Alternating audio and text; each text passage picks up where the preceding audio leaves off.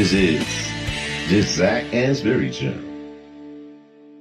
So you've published 161 peer-reviewed journal papers. Yes. That's quite a hefty feat. At the moment, I'm at 8. So I've got a long way to catch up. I'm pretty proud of where I am for that, but we'll see. You'll bypass me, Zach. I was, as I said, I spent my first 15 to 18 years in commerce, so it's a very late starter, and I was probably really 40 years old when I published my first 8. So you are way ahead of me. No, but on a time benchmark basis. I think that makes it more impressive. The shorter amount of time you've sort of... Thank you. I knew I was under pressure to perform and to catch up, on lost time, and I did it. Yeah. Do you have what was the first journal paper that you published? We always remember our first. I remember the first journal paper I published. What was it for you? Yes, that's a terrific question. The reason I'm smiling, which the audience can't see, is I thought it was very easy after this first paper. Because I wasn't a PhD student at the stage, which many people are, and they do this big study, which means they have actually terrific data, and often they get a very good, they get published by a very good journal as a result. And then the honeymoon is over, if I can use that analogy. I did a study totally of my own bat, funded it myself, it was very cheap.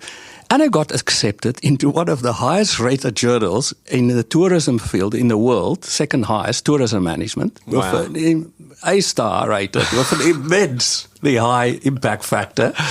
And so I thought, ignorantly, of course, I'm smiling really here on the side of the microphone, that is easy. It was a long time between drinks before it happened again.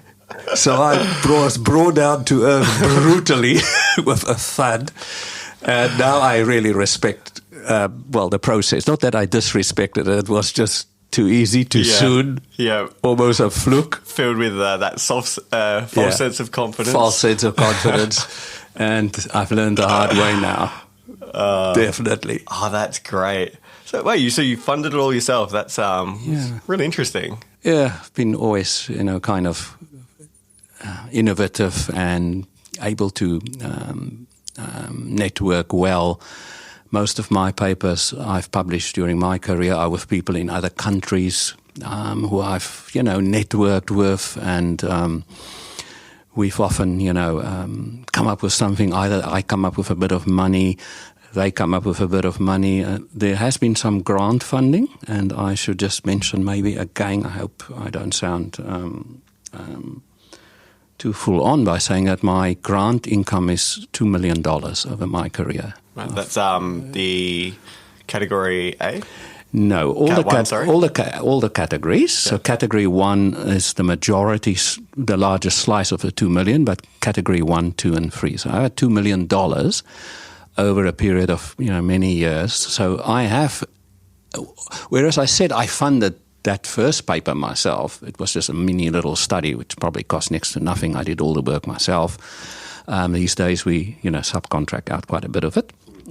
In those days, I should also add, we couldn't do online surveys because technology wasn't available. You had to go out with paper and pencil and interview people face to face or over the phone. Now, those days are gone, more or less, as you know. The phone interviews have become notoriously difficult and expensive to do, and the face-to-face, as such as well. So, yes, I've used the grant monies to good effect also to, network and get some traction.